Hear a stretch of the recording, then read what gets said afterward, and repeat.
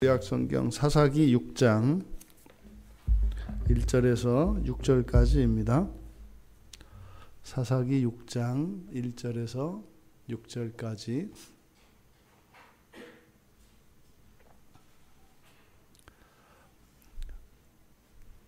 (368쪽에) 있습니다. 우리 같이 368 제 성경책은 사사기 6장 1절에서 6절까지입니다. 우리 같이 한 목소리로 함께 읽겠습니다. 이스라엘 자손이 또 여호와의 목전에 악을 행하였으므로 여호와께서 7년 동안 그들을 미디안의 손에 넘겨주시니 미디안의 손이 이스라엘을 이긴지라. 이스라엘 자손이 미디안으로 말미암아 산에서 웅덩이와 굴과 산성을 자기들을 위하여 만들었으며 이스라엘이 파종한 때면 미디안과 아말렉과 동방 사람들이 치러 올라와서 진을 치고 가사에 이르도록 토지 소산을 멸하여 이스라엘 가운데에 먹을 것을 남겨두지 아니하며 양이나 소나 나귀도 남기지 아니하니 이는 그들이 그들의 짐승과 장막을 가지고 올라와 메뚜기 떼같이 많이 들어오니 그 사람과 낙타가 무수함이라. 그들이 그 땅에 들어와 멸하려 하니 이스라엘이 미디안으로 말미암아 궁핍함이 심한지라. 이에 이스라엘 자손이 여호와께 부르짖었더라. 아멘. 40년 동안 평온하였더라 하는 이야기가 이제 또 7년 동안 이제 미디안의 손에 넘겨주신 이야기로 이어집니다. 이스라엘 자손이 또 여호와의 목전에 악을 행하였으므로. 성경을 특히 사사기를 읽을 때 또 악을 행하였으므로, 또 악을 행하였으므로 이렇게 계속 반복해서 나오는지, 이게 꼭 우리들의 삶과 또 뗄래야 뗄 수 없으니까 그래서 이 말이 이렇게 좀 싫게 느껴지는 건지 너무 자주 나오는 것 같기도 하고. 근데 이 이스라엘의 범죄가 여호와의 목전에 악을 행했다 그러면 항상 이것은 우상숭배로 연결이 됩니다. 그러니까 이스라엘의 고민은 오직 여호와만 섬기라는 것이에요. 이들이 이렇게 하나님을 섬기지 않고 그렇게 정말 눈에 보이는 것도 없이 그렇게 살아가는 그런 사람들이 아니거든요. 언제나 늘 신전의식이 있습니다. 이렇게 하나님 신 앞에 있는 하나님 앞에 살아간다고 하는 그런 의식이 있습니다. 그런데 이스라엘의 고민은 그거예요. 오직 여호와만 섬기라고 하는 이것이 이스라엘 백성들에게는 늘 눈앞에서 먹음직스럽고 보암직스럽고 정말 탐스러운 금단의 열매였습니다. 이스라엘의 역사는 사실 굉장한 죄를 저지르고 했습니다만 결국 그 근본에 가면 딱 하나입니다. 오직 여호와만 섬기라는 이것 때문에 이스라엘은 그렇게 많은 범죄를 저질렀고 또 지금도 또 다시 여호와의 목전에서 악을 행했다라고 이야기를 하는 겁니다. 지금 여호와께서 이스라엘을 7년 동안 넘겨주신 미디안은 사실은 엄밀히 따지면 한 집안이죠. 왜냐하면 아브라함의 둘째 아내인 그두라의 자식이거든요. 그두라가 낳은 6째 아들 가운데 4째 아들입니다. 창세기 25장에 보면 4절까지 미디안에 대해서 소개가 되어 있습니다.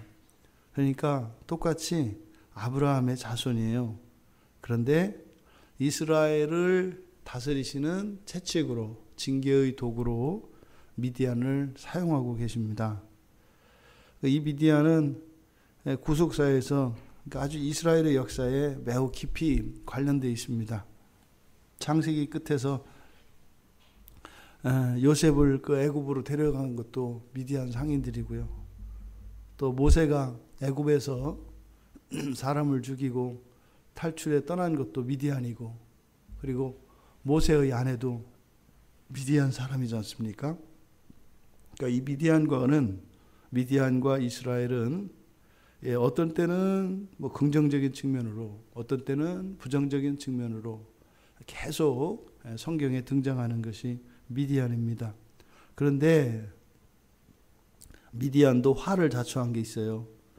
그들을 미디안의 손에 넘겨주셨다, 이렇게 얘기합니다. 그러니까 이것이 처음에 이 미디안의 손에 넘겨주셨을 때는 단순히 징계의 도구로서 선한 도구로 쓰였을 가능성도 배제할 수 없습니다. 왜냐하면 아브라함의 자손이기 때문에.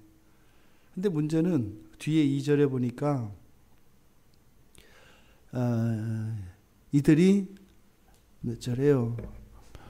3절에 보면 미디안과 아말렉과 동방 사람들이 이렇게 되어 있습니다. 그러니까 넘겨주기는 미디안에게 넘겨줬는데 뒤에 보면 이 아말렉과 동방 사람들이 함께 온 것을 보면 이 미디안이 이스라엘을 괴롭히고 이스라엘에서 이렇게 빼앗는 이러한 일들을 주변에 있는 국가들과 함께 연합해서 한 것임을 볼 수 있습니다. 이거는 하나님께서 미디안을 꼭 지정을 하셨는데 이렇게 다른 민족들과 함께 하고 있다라고 하는 것은 이들이 또한 여호와의 말씀에 온전히 순종하지 못한 것을 드러냅니다. 이것은 뭐 이제 훗날에 가서 미디안이 패배를 하고 하나님께 징계를 받는 이유가 되겠죠. 어쨌든 하나님께서 이스라엘의 범죄로 인해서 7년 동안 미디안에게 넘겨줬습니다. 그 결과 어떤 삶을 살았느냐? 산에서 웅덩이와 굴과 산성을 자기들을 위해서 만들었다. 그러니까 얼마나 침략이 잦았고 이렇게 도둑이 들끓었으면 산에서 거처를 마련했다는 것이고, 또 지금으로 말하자면 금고 같은 거죠. 산에 이렇게 감춰놓았다, 이런 뜻입니다. 그러니까 산에 가서 집을 대신하여 생활하기도 하고, 또 밑에서 집에서 지낸다 할지라도 또 자신들의 귀중품이나 이런 것들을 따로 산에다가 보관해야 되고. 그러니까 오늘날 우리의 삶을 생각을 해보십시오. 그냥 도둑이 들끓고 강도가 언제 들어올지 몰라서, 그리고 하루 이틀도 아니고 그게 매일같이 그렇게 반복되는 삶을 살고 있다면, 그래서 우리 집에 있는 귀중품을 어디 다른 곳에 뒷동산에 올라가가지고 땅을 파고 묻어놓고 이렇게 살아가는 삶이라고 생각을 해보십시오. 그러니까 치안 부재에 또 안전은 절대적으로 보장할 수 없는 그런 삶을 살고 있었습니다. 게다가 아주 이 미디안이 아말렉과 동방 사람들과 함께 해서 이스라엘이 파종할 때면 와가지고 아예 진을 칩니다. 아예 진을 쳐요. 그래서 토지 소산을 멸하고 먹을 것도 남겨주지 않고 양과 소와 나귀도 남겨두지 않았다. 지금 보세요. 추수할 때가 아니라 파종할 때예요. 그러니까 그냥 이거는 단순히 이들에게서 무언가 이렇게 착취하는 정도가 아니라 아예 이스라엘을 씨를 말리려고 하는 거죠. 그러니까 뒤에 나오는 먹을 것, 또 양이나 소나 낙이, 이것은 지금으로 말하면 농기구가 될 수 있는 것이고 생활 미천이죠. 이게 없으면 먹고 살 수가 없어요. 그러니까 원래 착취를 하면 일할 거리는 주거든요. 씨도 주거든요. 그래서 키워서 간신히 먹고 살 만큼 남겨놓고 가져가고, 또 그 다음 추수할 때 또 와서 그렇게 하는 거죠. 그런데 지금은요, 아예 이스라엘을 씨를 말리려고 하는 거예요. 이건 뭐겠습니까? 지금 이스라엘의 힘을 빼는 겁니다. 힘을 미약하게 만드는 겁니다. 절대적으로 이스라엘이 아무 의지할 힘도 없이 완전히 무력화되도록 빼는 장면입니다. 아무리 이렇게 도둑이들 끓고 외적이 침입을 해도 말입니다. 먹고 살 게 있으면 견딜만 해요. 그 있으면 그런 대로 뭐 힘들면 힘든 대로 적응하면서 사는 거거든요. 우리나라도 뭐 일본에게 나라를 뺏겨서 이렇게 주권을 완전히 침탈당한 경험이 있지 않습니까? 그때 뭐 우리 사람들 살았던 얘기 보면요. 뭐 그때도 사랑도 있고 배신도 있고요. 뭐 우정도 있고요. 다 있습니다. 그러니까 그냥 입에 풀칠하고 좀 먹고 살만하면요. 좀 불편해서 그러지 그냥 살만한 거예요. 이게 사람이라 그러는 존재가 그렇게 적응력이 강합니다. 가난해도 적응이 강하고요. 얼마나 이 사람이 이 환경에 적응을 잘하는지 몰라요. 그러니까 옆에 와서 누가 죽이고 뭐하고 이것이 아니라요. 먹고 사는 게 없어져야 돼요. 절대적인 가난, 절대적인 빈곤, 이것이 사람으로 하여금 가장 약하게 하는 그것이 됩니다. 지금 이스라엘의 힘이 이제는 빠지고 다 빠진 겁니다. 오죽했으면 그들이 메뚜기 떼같이 왔다 이렇게 얘기해요. 메뚜기 떼같이 왔다. 그러니까 아니 세상에 그 농사를 짓는 사람들이 씨를 뿌리려면 그 때를 놓치면은 안 되지 않습니까? 그러니까요. 산의 동굴 속에 감춰놓았던 종자 씨앗을 다 가지고 나온단 말이에요. 근데 그것을 다 뺏어가는 거죠. 5절 끝에서 그렇게 이야기합니다. 그들이 그 땅에 들어와 뭐 하려고 한다? 멸하려고 한다. 멸하려고 한다. 그러니까 목적이 없애는 거예요. 이스라엘을 없애는 거예요. 이스라엘이 미디안으로 말미암아 궁핍함이 심했다 이렇게 얘기합니다. 여기 심했다라고 하는 것은 뭐예요? 뒤에 나오는 거죠. 여호와께 부르짖지 않을 수 없을 정도로. 여호와께 부르짖지 않을 수 없을 정도로 심했다 이렇게 얘기를 합니다. 그러니까 이렇게 절대적인 상황에 가면 하나님 백성들은 하나님을 찾게 되어 있습니다. 맨 처음 1절에서 여호와의 목전에 악을 행하였으므로 그리고 여호와께서 7년 동안 그들을 미디안 손에 넘겨주시고 그리고 6절 끝에는 이스라엘 자손이 여호와께 부르짖었더라. 변함없는 진리입니다. 악을 행하면 하나님께서 원수의 손에 넘겨주십니다. 그러면 힘이 다 빠지고 나면 부르짖게 되어 있습니다. 이게 하나님 백성들이 가지고 있는 어찌 보면은 뭐 보장이라면 보장이에요. 정말 극단적인 그 어려움에 처하게 되면 전적으로 하나님을 의지하게 됩니다. 이게 하나님 백성들의 특징이에요. 근데 하나님 백성이 아닌 사람들은요. 그 상황이 되면 오히려 악이 더 올라옵니다. 이게 어렵다고 해서 여호와께 부르짖는 게 아니에요. 오히려 말입니다. 이런 어려움과 환난이 찾아오게 되면은요. 하나님을 찾는 게 아니라 오히려 하나님께 대적하는 것이 하나님의 백성들이 아닌 증거입니다. 절대적인 상황이 오면 하나님 백성들은 하나님을 찾게 돼 있어요. 왜요? 하나님 백성들이 악을 저지르고 하나님 백성들이 그렇게 강팍한 삶을 사는 것은 내가 하나님에 대하여 악한 감정을 가지고 있기 때문이거든요. 하나님께 대해서 악한 감정을 가지고 있기 때문에 순종하지 않는 거고요. 우상을 섬기는 거고요. 하나님의 말씀을 따라 살지 않는 거예요. 우리가 보통은 신앙이 온전하지 못하고 뭐 그런 것을 뭐 믿음이 없다 뭐 이런저런 이야기를 합니다만 그 믿음이 없다 또 내가 신앙이 아직 어리다 이 이야기를 딱 뒤집으면 하나님께 좋은 감정을 가지고 있지 않다는 뜻이에요. 우리가 누군가를 열렬히 사랑해 보십시오. 아끼지 않죠. 아깝지 않죠. 뭐 헌신과 충성 뭐 마다하지 않죠. 그런데 그 감정이 우리는 이 감정에 지배를 많이 받기 때문에 하나님에 대해서 좋지 않은 감정이 있게 되면 우리가 하나님을 더 사랑할 수 없고 더더군다나 하나님만을 섬길 수는 없습니다. 이제 그게 문제가 돼요.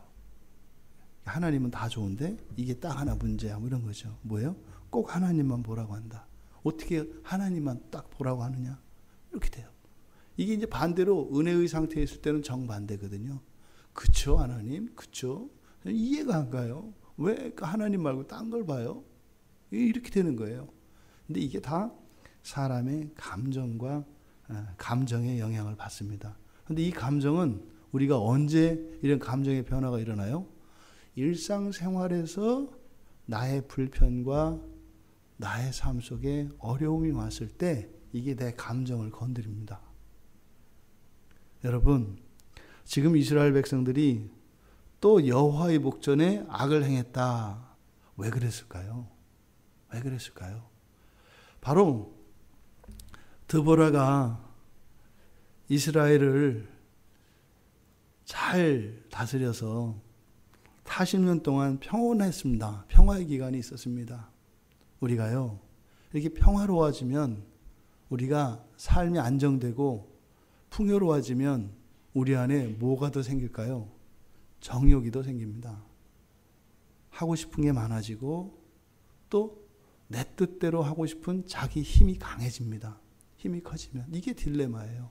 40년의 이 평온함이 이스라엘 백성들로 하여금 더 많은 것들을 추구하게 됐고 그것으로 인해서 오히려 하나님을 떠나게 되는 이게 딜레마입니다. 하나님은 다 주고 싶어 하세요. 다. 아끼시는 게 없죠. 뭐 아낄 것도 없죠. 상속자들인데 뭘 아끼겠어요. 더군다나 하나님은 무한해요. 그러니까 우리가 유한한 재산을 가지고 있는 우리들은 주면 없어지고 줄어들거든요. 근데 하나님에게 그게 없다니까요. 그러니까 조금만 우리가 생각을 해도 우리가 그냥 이렇게 주문처럼 외는 말, 하나님은 무한하시다. 그러면 정말로 하나님이 무한한 재산을 가지고 계신 거예요. 재산으로 치면.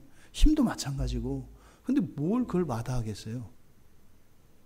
이 사사기에서 계속 보여주는 이겁니다. 많이 주면 줄수록 우리가 어떻게 해요? 오히려 정욕을 쫓아서 살게 되어 있습니다. 그러니까 하나님 어떻게 하세요? 그걸 다스리면서 이렇게 맞춰서 주신다고요. 우리를 먼저 정결케 하시고 이렇게 그걸 감당할 만한 능력이 있도록. 왜요? 하나님이 존귀하게 하시고 부하게 하시면 따라서 악이 커요. 정욕이. 그러니까 하나님이 그것을 다스리시는 것이죠.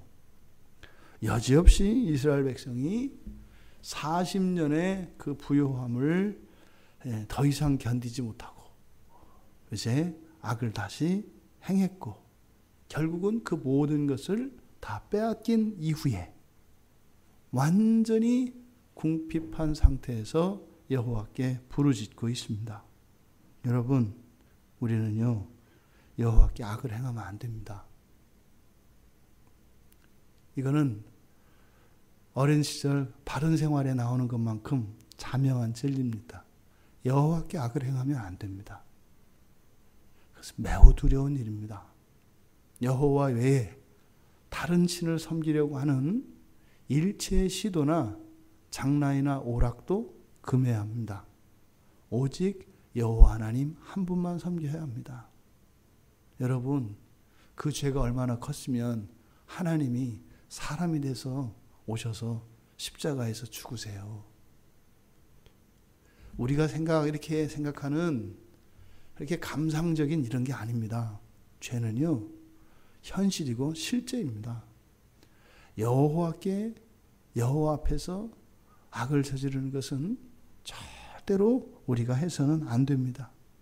그런데 오늘 성경을 보면 의도되어진 거잖아요. 이렇게 미디안에게 넘겨주시고 이렇게 절대적인 궁핍 속에 몰아넣으신 것은 사실은 뭘 낳기 위한 거예요? 여호와께 부르짖도록. 이때 여호와께 부르짖는 것은 단지 도와주세요 이게 아니죠. 이들의 마음이 오직 하나님 한 분께 정향된 것을 말합니다. 기도 열심히 하면 들어준다. 이 얘기가 아니에요. 두 마음을 가지고 기도하면 그 기도가 무슨 의미가 있을까요? 아무 의미 없습니다. 여기서 여호와께 부르짖는 것은 마음이 오직 하나님 한 분께 정향된 것을 말합니다.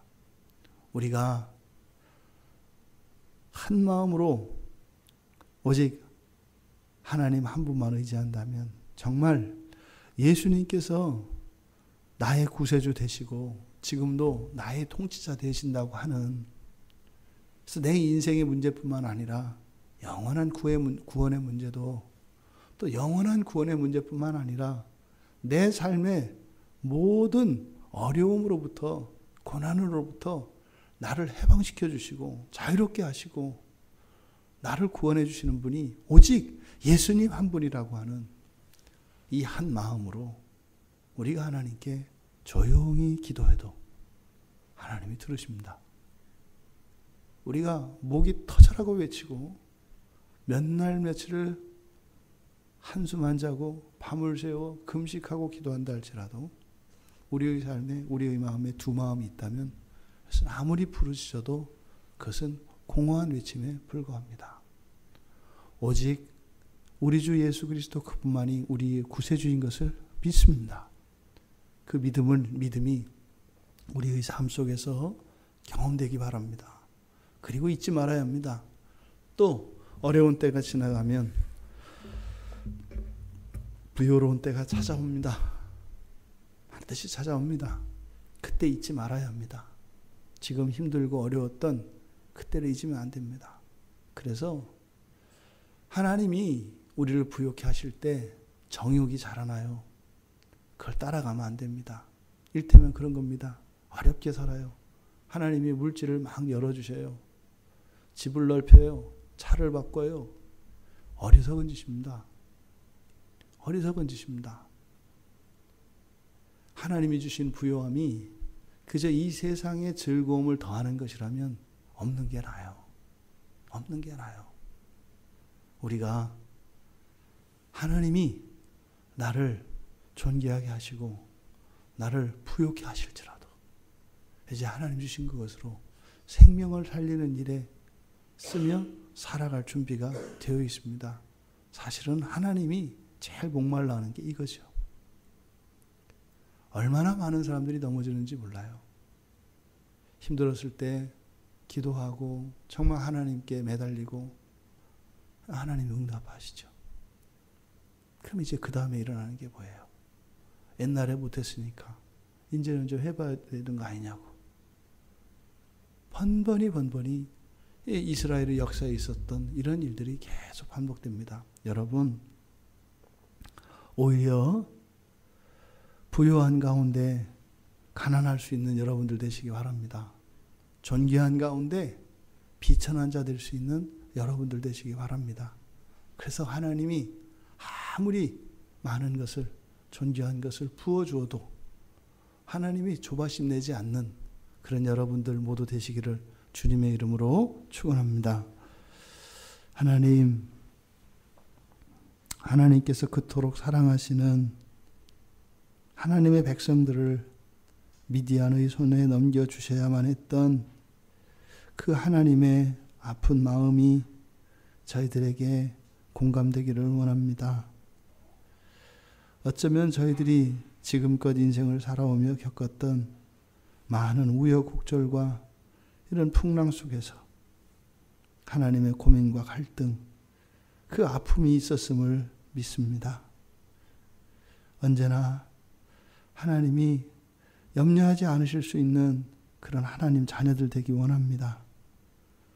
참으로 저희들을 구원하시기 위하여 독생자 예수 그리스도가 이 땅에 오셔서 물 한 방울 피 한 방울 남기지 않고 저희들을 위하여 다 부어주셨던 것처럼 저희들의 삶이 또한 그럴 수 있도록 은혜를 내려 주시옵소서. 오늘 하루를 저희들이 살아가며 오직 하나님 한 분만 바라보며 오직 하나님 한 분의 영광을 위하여 살아갈 수 있는 거룩한 날 되기 원합니다. 많은 시험과 유혹이 있겠지만 이기게 하여 주시고 저희들의 마음이 오직 그리스도 예수께만 있게 하여 주시옵소서. 예수님의 이름으로 기도드리옵나이다. 아멘.